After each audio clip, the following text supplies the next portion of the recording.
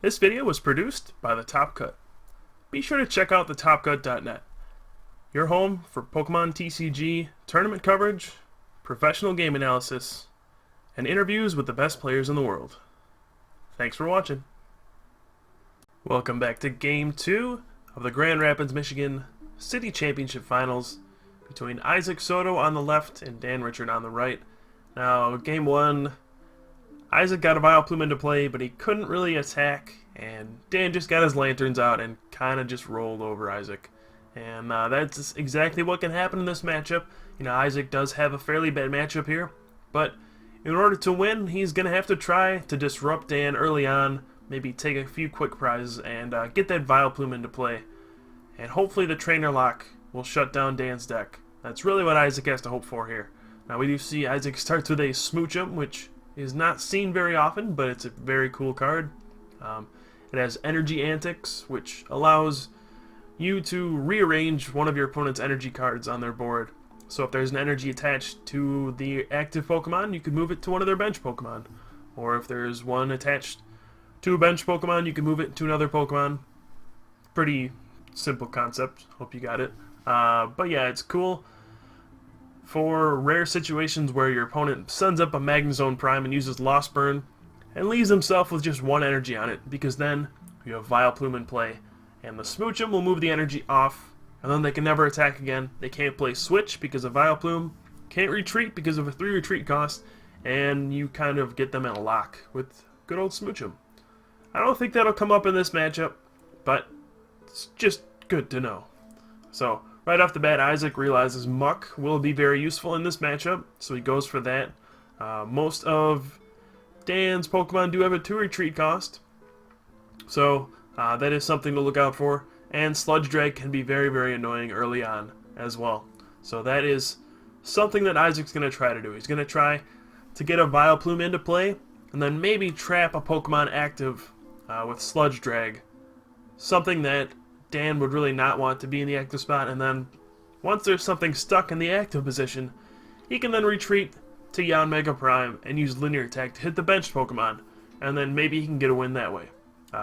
It's going to be tough to win, just because most of his deck is relatively low on hit points, and Yanmega is weak to Lightning, but definitely not unwinnable.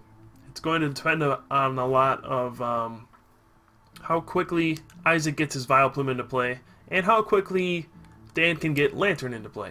Now, he took a long time to decide on that Sage's Training. Looks like we did get a Lightning in there. We'll see. Oh, we did not decide to Eek, so looks like he has a fairly good hand. And now Isaac's saying, yep, I see that too, and I'm going to judge. Gonna get rid of Dan's hand pretty quickly here. Go to 4 cards. Now, we did see Isaac attach a second Psychic to the Mew. I don't mind that at all. Just you're going to judge. Maybe thin your deck out. Make sure you get an energy attachment for the turn.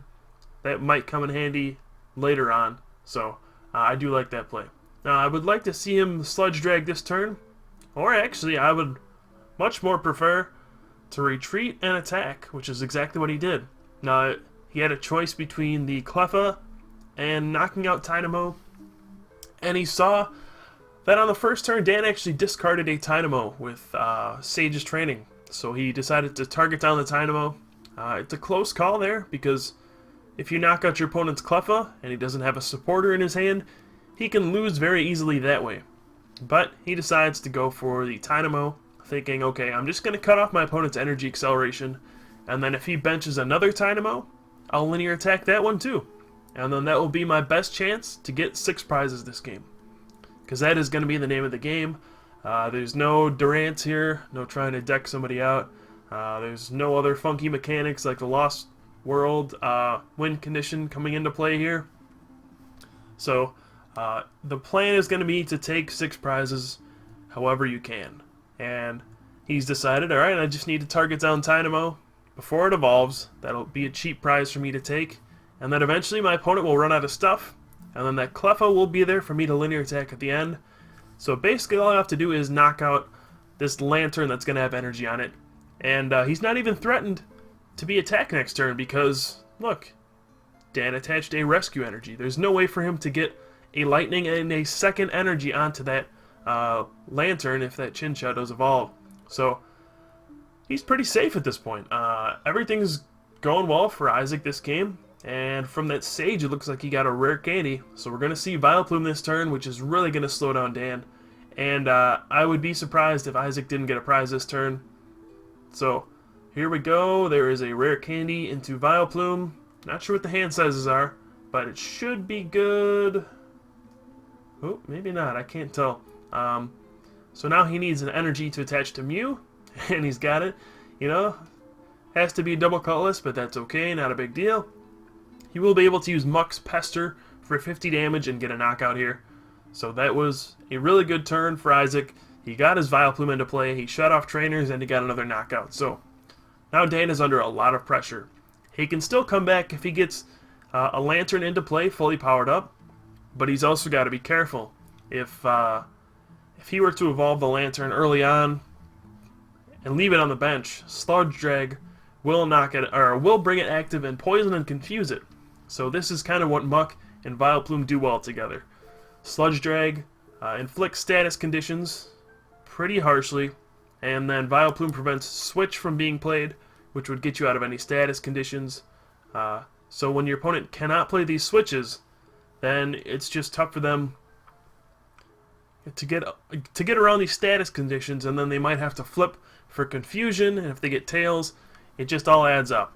And then I think Isaac would win if Dan were to evolve early, which I think he just did. But I think what Dan's actually doing is trying to draw attention away from his Dynamo. He's saying, look, I got this Lanturn here, you want to go for it? And I don't think that Isaac should, and he's going to play a Juniper. If I were Isaac here, I would certainly retreat to that Yanmega, linear attack Dynamo, and get another knockout here, knowing that your opponent can't actually retreat the Chinchou and still attack you the next turn. So there we go. Isaac recognizes this as well. Very good play. He knocks out the Dynamo, and look at this. Completely different from the first game. Isaac is up 3 prizes. Suddenly Dan's deck is not so powerful when it's slow on getting a Lanturn into play.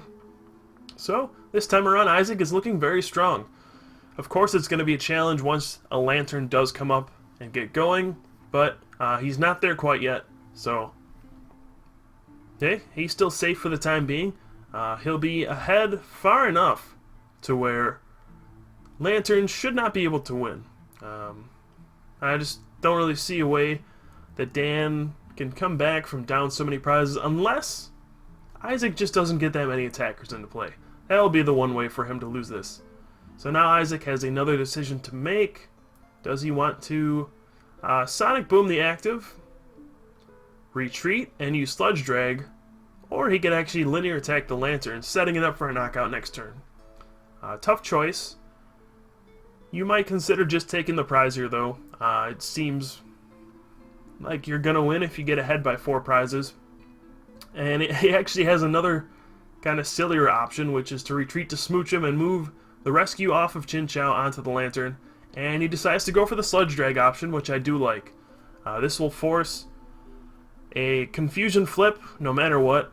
If Dan were to attack this turn and go for it, he'd have to flip for confusion, and if he gets tails, well, he's just done for. If he keeps the Lanturn active and even does not get tails, if he does get a successful attack, Mew will come out and then use Pester, which will do 30 more damage since there is a special condition on the Lanturn. And then he will knock out the Lanturn, and Dan apparently doesn't have an energy or anything, so he just concedes the game. So there we go, another quick game. Very lopsided victory this time for Isaac. And who knows, this matchup apparently can go either way. You never know. And we will get into Game 3 right here very quickly.